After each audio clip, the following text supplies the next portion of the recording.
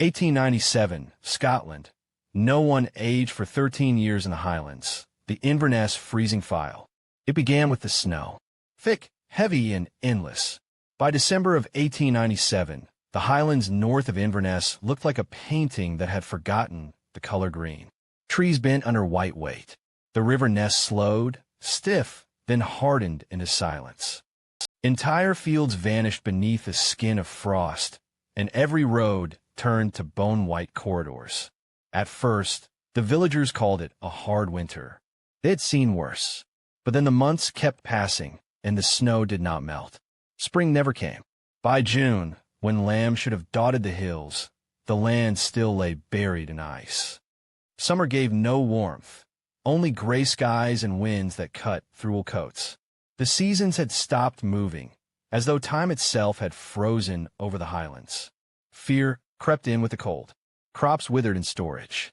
Wells froze so solid that axes cracked against the ice. Families huddled in cottages, waiting for the thaw that never came. And then came the first whispers. Whispers that the people themselves had stopped changing. A farmer's wife noticed her son's face had not shifted, not a wrinkle, not an inch taller in 2 years. A midwife claimed babies no longer grew in her arms. Old men who should have weakened stayed the same, trapped in a body neither living nor dying. No one aged. Not in a day, not in a year, not in 13 years. The church bells tolled on Sundays, but they no longer marked time. They tolled like echoes in an endless white prison. No birthdays were celebrated. No funerals were needed. The strangeness spread like frostbite. Visitors who came through Inverness to trade noticed something odd about the faces in the market. Children who stayed children, men who stayed 25 no matter how many winters passed. Some travelers spoke of it in hushed tones when they left. Others never returned to tell it all. For those who remained, the days blurred into a single, endless winter. The village lived in a snow globe world, sealed and unchanging. And yet, with every unmoving year, the fear grew heavier. Because if no one aged, what else was being stolen from them? Not everyone believed at first. Some thought the Highlanders were playing tricks or hiding the truth. But the official records told the same chilling story. Parish registers froze in time. Baptisms recorded, but no deaths. School records showed children repeating the same year again and again, with the same handwriting, the same portraits, unchanged. A young clergyman once wrote in his journal, "It is not life that we are living. It is a shadow of life, a season without end, a punishment, perhaps, for sins too great to name." He did not write again after that winter. His diary ended with that single page. The world outside the Highlands carried on. Wars raged. Kings died. Empires rose. But Inverness remained locked in a glass coffin of frost, untouched by the flow of history. And so the question began to haunt those who still kept watch. Was the land cursed, or was it chosen? The truth lay buried in the snow, waiting for someone brave or desperate enough to uncover it. It began with the silence. At first, people blamed the weather. Snow softened the crunch of boots. Ice muffled the clang of metal. But after years of winter, silence grew louder than sound itself. Conversations became whispers. Children played without laughter. The streets of Inverness seemed haunted, not by ghosts, but by the weight of things unspoken. Neighbors avoided each other's eyes. Families closed shutters even in daylight. What was there to say when everyone already knew the same terrible truth? That their lives had stopped moving. Whispers filled the void where voices used to rise. They drifted through the alleys at night, carried by wind that smelled of smoke and frost. A girl who should have been 23 was still 19, her cheeks as smooth as when the snow first fell. An old fisherman, gray when the freeze began, no longer grew weaker. He worked his nets with the strength of a man half his age. People whispered that they were not living anymore, only suspended. Not alive, not dead, something in between. Some believed God had abandoned them. Others muttered darker words, that the Highlands had been taken by something older, something cold that even prayer could not melt. Fear twisted itself into ritual. Some households covered mirrors, afraid of catching the same reflection for 13 straight years. Mothers marked the door frames in their cottages, hoping the notches would rise with their children's height. But the lines stayed stubborn, always beneath the same crown of the door. And then there were the disappearances. It began with strangers. Travelers who passed through Inverness would vanish into the snow, never seen again. At first, it was blamed on the blizzards. The Highlands had always been merciless to those who did not know her roads. But soon, villagers themselves began to go missing. A hunter leaving before dawn never returned.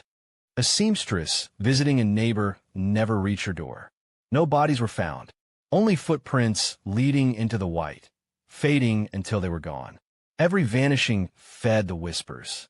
The villagers tried not to speak of it in the open, but the silence was worse.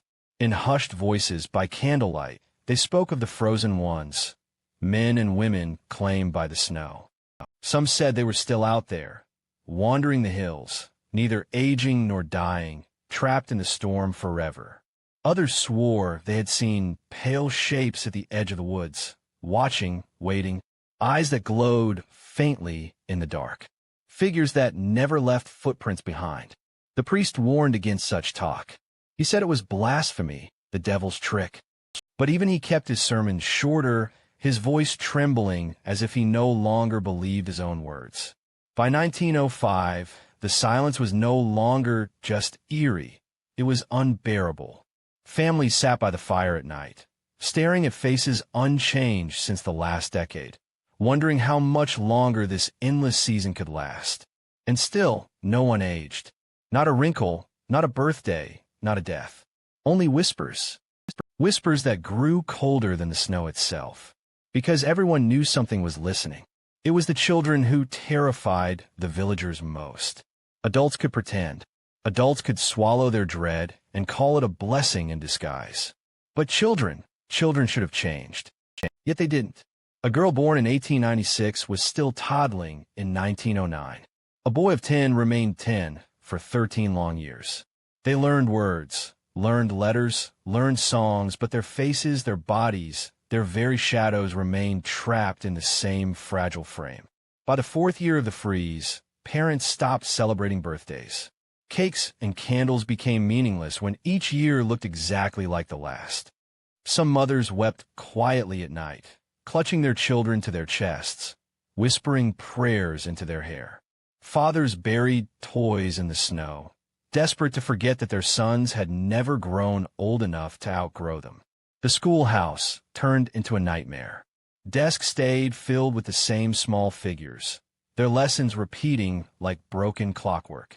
Teachers began to lose their minds, scratching notes that made no sense into their books, as if they could force time to move with ink. One record from the village school survived. A teacher wrote, "Every morning I open the door and they are there. The same faces, the same sizes. Their handwriting never improves. Their voices never change. I am trapped in a room with echoes of childhood that never end. God forgive me, but I do not think they are children anymore." The children themselves began to notice. By the 7th year, some of them whispered questions their parents could not answer. Why did their cousins outside the Highlands grow taller? Why did their brothers in Edinburgh send letters with handwriting bigger and bolder, while theirs stayed the same? Some of the children began to withdraw. They stopped playing, stopped laughing. Their games of tag slowed into a shuffle. Dolls were abandoned. Toy soldiers sat untouched. It was as if the children realized they were no longer truly children at all, but prisoners in small bodies, trapped between innocence and something far more sinister. And then came the first sign of rebellion. A boy named Aidan, who had been 12 for more than a decade, wandered into the woods. His mother found his tracks vanishing into the snow, but never found him. Some said he had joined the frozen ones. Others said the forest had finally taken him. After Aidan, more children tried to run. Small figures, sneaking out at night, following the endless white roads that led nowhere. Few returned. Those who did came back quiet, changed, not older, not taller, but with eyes that looked too old for their faces. One girl returned after 3 nights in the woods, simply said, "The snow doesn't want us to grow." By the 13th year, many parents stopped speaking to their children altogether. To look into their eyes was to see a mirror that refused to change. And so the children who never grew became a living reminder that time itself had died in Inverness. But whispers told of one man who kept careful watch over them all. A man who recorded every unchanged year in ink and numbers. The village doctor. The villagers feared the snow. They feared the silence. But they feared Dr. Malcolm Fraser most of all. Not because he harmed them, not because he spoke wicked words, but because he wrote everything down. From the first year of the freeze, Fraser kept records, cold, clinical, merciless. Birth dates, blood pressures, bone lengths, even the faintest lines on a person's face. He measured, compared, and filed away details that others tried to ignore. While families burned calendars and priests buried time under sermons, Fraser sharpened his quill and carved the truth into ledgers. His notebooks still haunt Scottish archives today, brittle pages filled with cramped handwriting. On the margins, one can still read chilling notes. Patient, age 37, presents with no physical change after 6 years. No graying of hair, no tooth decay. Vitals stable. Skin elasticity preserved. Time appears suspended. And another, children remain physically static. Intellectual growth observed, but no secondary sexual development. Estimated stasis, 12 years. He signed every page, dated them faithfully, even though the dates meant nothing anymore. The villagers hated those ledgers. They whispered that Fraser was making their curse worse, trapping them in ink. Mothers clutched their children closer after every visit. Fathers refused to open doors when he knocked. Some claimed he had struck a bargain with the cold itself, feeding it their years, one page at a time. But still, no one could deny he was right. Every year, he proved it. When a boy of 5 remained a boy of 5. When a woman stayed 32 for over a decade. When wrinkles, sickness, and even death seemed to have abandoned Inverness. Fraser himself was not spared. By all accounts, he should have aged. But photographs showed him frozen as well. Black hair, sharp features, a face untouched by time. Yet his eyes changed. Witnesses described them as hollow, ringed with sleepless shadows, as if he carried the burden of 13 years of stillness inside his skull. His obsession grew darker. He dissected animals caught in the frost, searching for answers in frozen veins.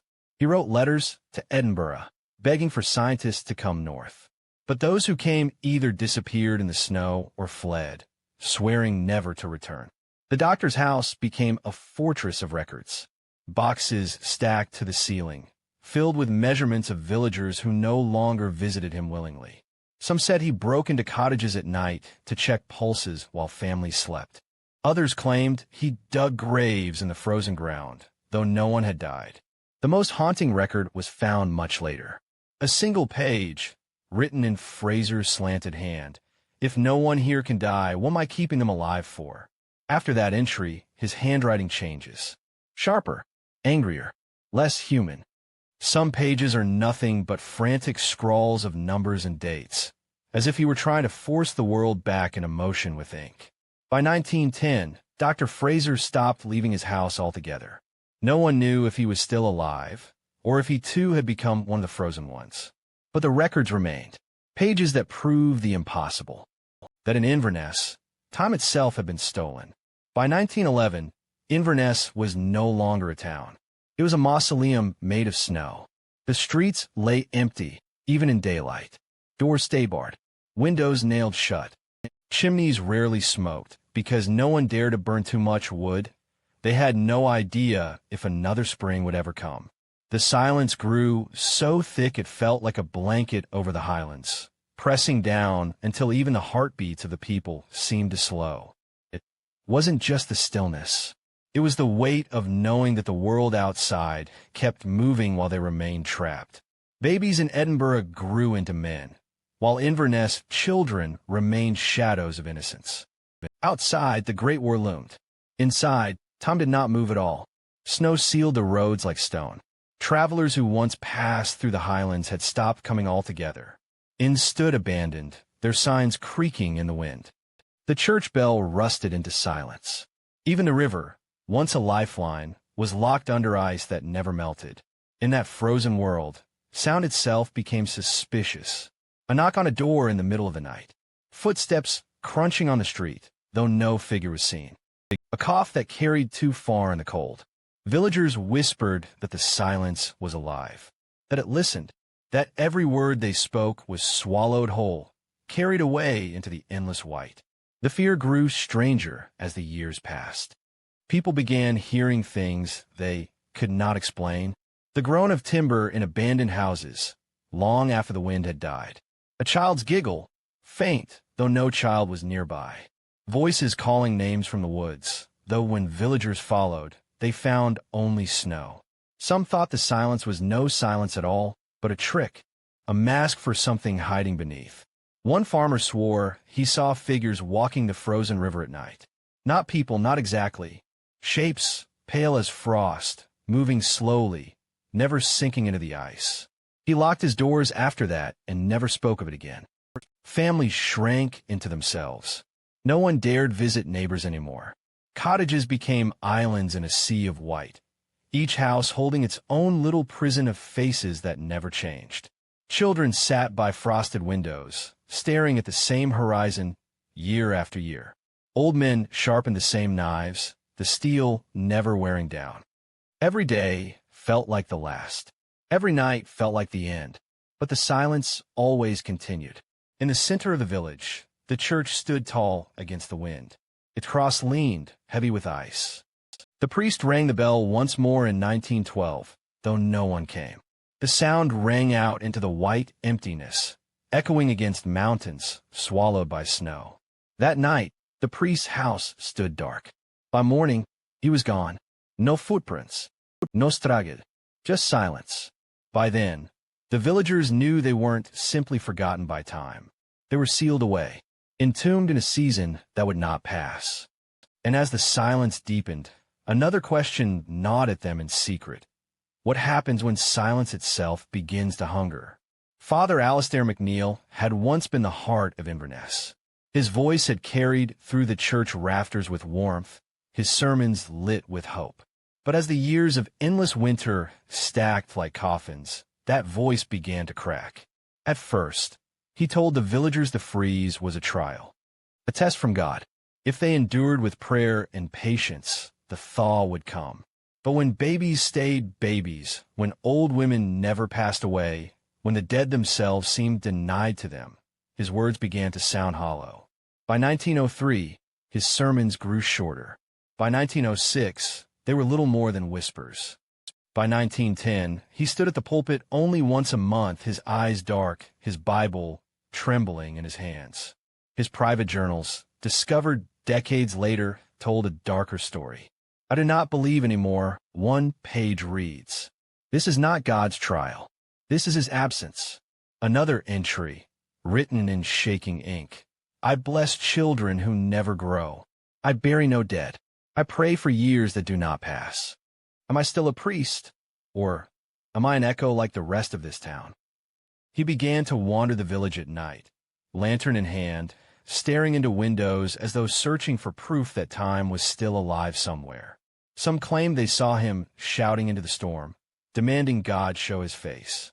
Others said he began to speak to the snow as though it were a living thing, a rival he could not defeat. The breaking point came one Sunday morning in 1912. The pews were nearly empty. Only a handful of villagers gathered, their faces unchanged for more than a decade. Father MacNeil opened his Bible, stared at the pages, and then slammed it shut. His voice, hoarse but fierce, rang through the church. We are abandoned. Do you not see? We pray to a silence greater than the snow. We bow to a God who has already turned his back. Gasps filled the chapel, but he did not stop. His words spilled like venom, like grief twisted into rage. If no one dies, then there is no heaven. If no one grows, then there is no life. We are not his children. We are his mistakes. He threw the Bible across the floor. The echo rang longer than the sermon ever had. That night, the bell rang. Once. loud enough to shake the frost from the rafters. No one came to the church. By morning, the priest was gone, his bed unslept in, his lantern missing. The Bible lay where he had thrown it, its pages frozen stiff. No footprints trailed from his door, no signs of struggle, just a single mark in the snow outside the church, a deep impression like a man had fallen to his knees and been swallowed whole. The villagers whispered of him for years after. Some said he had walked into the white to confront the silence itself. Others claimed he had been claimed by the frozen ones, his faith broken beyond repair. But the children who never grew sometimes spoke of hearing his voice in the night wind, chanting verses from Scripture, words twisted into something colder. The priest who lost his faith had not simply vanished. He had become part of the curse. The Highlands had always been dangerous. Roads twisted through mountains, swallowed by fog, and storms could kill the unprepared in hours. But after 1897, something far worse prowled those roads. Travelers vanished. At first, it was dismissed as winter's cruelty. A merchant heading to Inverness, never arriving. A pair of hunters found weeks later, frozen stiff by the roadside. But as the years stacked and no thaw came, the disappearances multiplied. Soon, there were no bodies. No traces. Just footsteps that ended abruptly in snow. Stories spread among nearby towns. Warnings etched into pub chatter and hushed fireside talk. They said if you entered the highland roads near Inverness, you wouldn't come back. Some swore you could hear whispers carried on the wind, voices calling your name, luring you off the path. Others spoke of lanterns glowing in the distance, lights that led you away from safety and into endless white. By 1908, traders avoided Inverness entirely. The once bustling routes grew empty. Inns collapsed under snowdrifts. Travelers who defied the warnings were simply swallowed whole. One survivor, a shepherd from Elgin, stumbled into town half-mad, frostbitten to the bone. He babbled of shapes moving ahead of him on the road. Not men, not quite, but pale shadows that beckoned him with outstretched hands. He swore he had followed one for miles before realizing it left no tracks. His hair turned white within weeks of returning home. He never spoke of the Highlands again. For the villagers trapped inside Inverness, these vanishings were not just rumors. They heard them at their doors. On storm nights, knocks rattled against shutters. Voices called for help. Familiar voices, sometimes even the voices of neighbors who had already disappeared. Few were foolish enough to answer, but some did. And when they opened their doors, they stepped out and did not return. The roads themselves grew cursed. Horses refused to walk them. Carts overturned in invisible drifts. Lantern flames sputtered out without wind. Some said the snow wasn't snow at all, but a veil. That once you stepped too far into it, you slipped into another world. One of endless white corridors where time did not move and voices called from every direction. A prison with no exit. Others believed the frozen ones haunted those paths. The villagers who had wandered into the silence, now bound to lure others into it. Their faces unchanged, their eyes hollow, their hands outstretched in eternal invitation. By 1915, the Highland roads to Inverness had earned a name whispered across Scotland, the Vanishing Roads. Maps still marked them, but no one dared use them. Coaches turned back miles away. Post riders refused the route. The only footprints across the drifts were those that began in the village and ended in nothingness. And so, Inverness was sealed tighter. Not just by snow, not just by silence, but by the curse of roads that consumed all who dared to travel them. The village was now a world unto itself, cut off from the living. But someone from the outside would still try to break in. A scientist from Edinburgh. In the winter of 1916, a man arrived in Inverness against every warning. His name was Dr. Alastair Mornay, a young physicist from Edinburgh with more ambition than fear. He had heard the whispers of roads that swallowed men, of children who never grew, of a village where time itself stood still. Unlike others, he did not dismiss these tales as folklore. He believed them, and he intended to prove them. Mornay came armed not with prayers or weapons, but with instruments. A barometer, a telescope, Boxes of notebooks filled with equations scrawled in frantic hand. He trudged through the Highland snow with a stubborn determination, claiming science would succeed where faith had failed. The villagers were not pleased to see him. His questions cut too close to truths they had spent years trying to bury. Yet, he set up camp in the abandoned schoolhouse, turning desks into laboratories, chalking formulas across the blackboards where children had once learned their alphabet. Mornay noticed it within hours. The air itself was wrong. Still, too heavy. Clocks he wound froze after exactly 12 hours, every single one. His thermometers dropped below any recorded temperature, yet fires still burned in the hearths.